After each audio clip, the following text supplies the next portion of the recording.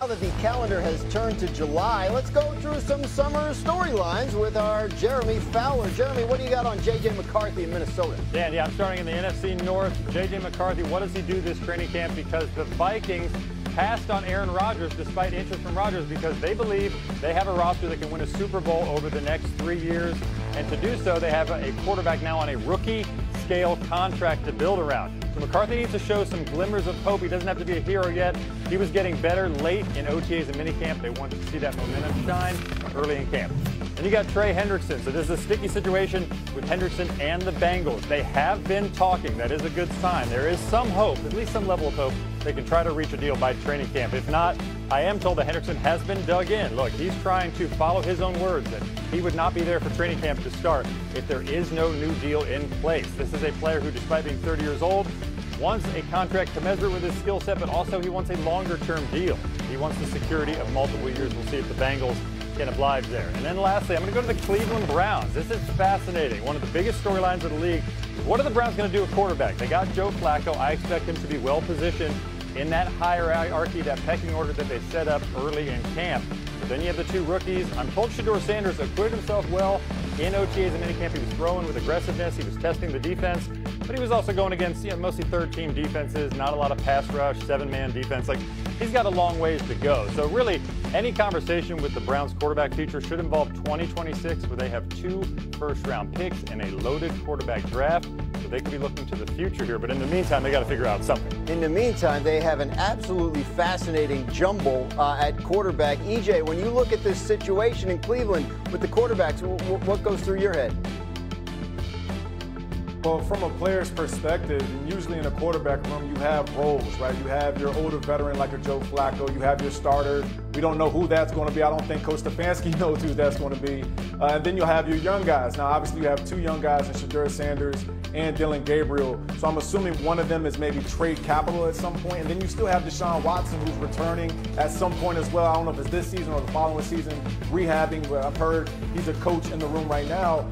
To me, this just looks like another issue for the Browns. And if you're trying to compete in this division where you have Joe Burrow, you have Lamar Jackson, obviously Aaron Rodgers with the Pittsburgh Steelers, you need to know who your quarterback is at this point. Like, you can't go into training camp saying, all right, well, we're just going to roll the ball out there and figure out who the best guy is based off of preseason. You need to have a pecking order. This team needs to know who the leader is.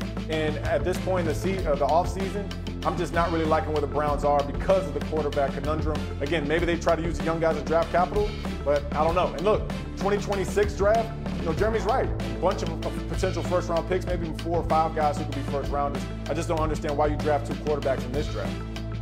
Yeah, for me, it's about competition. And look, I agree. Next year's draft is loaded with quarterbacks. I think you start Joe Flacco, great bridge quarterback. We know how difficult this Browns schedule is to start, but I think their future could be Shedeur Sanders. Dillon Gabriel is an unbelievable college player, 64 starts, over 18,000 yards, but the list of sub-6-foot quarterbacks that have won the Super Bowl is very short. You can talk to Drew Brees, very few exceptions to that. So to me, Shedeur Sanders should be given a chance at some point to try to be the future, and if he is, great. If not, as you guys alluded to, they got 2 first-rounders. If Jacksonville stumbles this year, it could be a very high first-round pick next year. Yeah, in Jacksonville, it often is. EJ, if you had your choice, how would you set it up if you're the Browns? Like, who should be their starter at this point? Yeah, so I would start the season with a Joe Flacco or Kenny Pickett, one of the 2, because they're veterans. And I would then keep Shedeur Sanders, try to trade Dillon Gabriel, especially if he plays well in the preseason, to build up some of that draft capital, because there's going to be other teams that need a backup. Guys get hurt all the time. But I do believe Shedeur Sanders can be the future there. It's just a matter of why bring all these guys in? I mean, as far as bringing in the different roles, that's my question. You have veterans, you have young guys, and then you still have Deshaun, who you owe a bunch of money to as well, so you're not sure what they're going to do with him. But ultimately, I would try to move forward with Shedeur and try to develop him and let him be your future. Yeah, Dan, to that point, there are 5 quarterbacks in the Browns quarterback group. You have 4 that are healthy with the 2 rookies, and then you have Deshaun Watson, who's not healthy, but he's been, from what I'm told, really a coach in the room. They're breaking down Deshaun Watson's old tape with the Browns to teach these rookies what to do. And there's a possibility that Watson's healthy later in the year and could play, but they've all but admitted publicly that this has been a mistake. So that is an extra layer here we got to account for. Yeah, game tape of Deshaun Watson with the Browns, at least it's not going to take a whole lot of time to watch all of that. Let's move on and talk some base. It's very serious. Jeremy, what do you want to say about Mike Tomlin?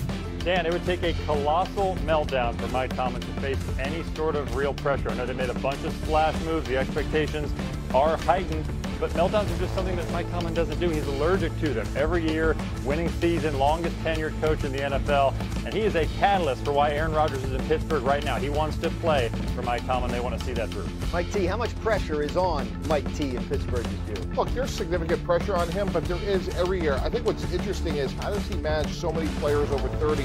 Think about Aaron Rodgers, Cam Hayward, T.J. Watt, Darius Slay, Jalen Ramsey. He's the right guy to manage it, but they have to be ready to go for September. So I'm going to be interested because he usually has a very competitive camp. Does he maybe pare back on that just a little bit? EJ, what do you think about Mike Tomlin when you look ahead to this Steelers season? Big year for him? Yeah, it's a huge year for Mike Tomlin. I'll say this, Aaron Rodgers is going to help Mike Tomlin and the Steelers team deliver their first victory in the playoffs since 2016. And the big reason is the mesh with Arthur Smith is now the play caller there with Aaron Rodgers. When you look at A-Rod and his tenure as an NFL quarterback, under center play action passes is when he plays his best football. In the past 5 seasons, he has a 55-5 touchdown to interception ratio. You look at that with Jonnu Smith adding to that offense as a tight end and a receiver. I'm expecting to win in the first round of the playoffs for the Steelers with Aaron Rodgers. It's interesting because it's been a long time since Aaron Rodgers or the Steelers has won a playoff game. Do you agree with EJ that he is set up for success in Pittsburgh this year? I do. The 2 tight end sets has a chance to be lethal for Aaron Rodgers and the Steelers offense. Acquiring Jonnu Smith, who was one of the best in yards after catch last year. Got a great stat from my guy Hembo. Aaron Rodgers was operating at about 25% or more on 2 tight end sets during his 4 MVP seasons. So he's comfortable with that. He's in a situation where he doesn't have to be the hero. The questions are around the league, really, will he acquiesce to Arthur Smith? And, will he run the Aaron Rodgers system or will they run Smith's system? My sense is that he's going to be able to be the guy, maybe 3 or 4 plays a game. He can put the cape on and be the hero. But for the most part, he is a game manager at this stage in his career. Look, when you sign somebody in June, there is no acquiescing. You are adapting. This is the offense that we've been installing. This is what everybody's been working through all spring and going back last year with Arthur Smith. I do think that Jonnu Smith is a good sort of addition, as Jeremy alluded to, but I think Caleb Johnson, as we've talked about, 3rd round pick out of Iowa, if they can get the run game going for a 42-year-old quarterback, that'll be his best friend. You know Arthur Smith wants to get that run game going. We got one more statement of steel. What do you got on T.J. Watt? Let's go. Let's get this deal done. There's been plenty of negotiations. You don't do everything you've done from DK Metcalf, Aaron Rodgers, everything we talked about, and not sign a homegrown Hall of Fame first ballot player in T.J. Watt. And I'm not sure what we're waiting for. We know Trey Hendrickson's dealing with his contract in Cincinnati. We know Michael Parsons is dealing with his contract with Dallas. So if I'm Pittsburgh, I'm going right now. The day I make that Jalen Ramsey trade, I'm calling up T.J. Watt's agent and say, hey, look, we have plenty of room to get this done. Let's go. Let's get it done. It's only going to get more expensive. Jeremy, what is going on with those negotiations? Yeah, Dan, when I talk to people with the team, the message is pretty much the same. It's that, hey, we're working on this. We want T.J. Watt to be a Steeler. There's not really a sense of trying to trade him. Some of the trade talk has been surprising league-wide. Talking to other teams, they feel like the Steelers want to make him a legacy-type player that will be there long-term. It's just, and the Steelers acknowledge this, these negotiations are tricky because the money is so massive now. We're talking about maybe making him the highest-paid edge rusher in the NFL, $40+ million per year. There are a lot of details that come with that. But the feeling is that this could heat up leading into training camp later this month. He is 30 now. There are lots of teams that are hesitant to guarantee money for guys in future years in their 30s. The Bengals are dealing with that with Trey Hendrickson. EJ, what do you, when you look at the situation the Steelers are in with T.J. Watt, what goes through your mind? Well, the biggest thing is you do all these transactions in the offseason. You're patient for Aaron Rodgers. You draft some really good players like Caleb Johnson to help the run game. You bring in DK Metcalf, Jonnu Smith. Everybody's getting paid.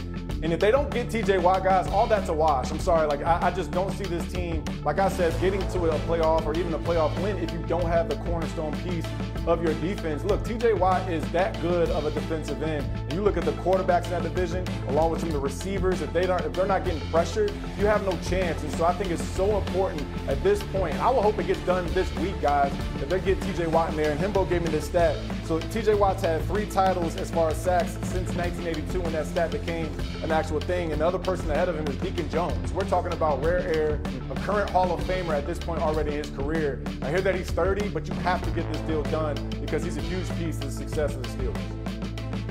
Hello, chào mừng các bạn đã quay trở lại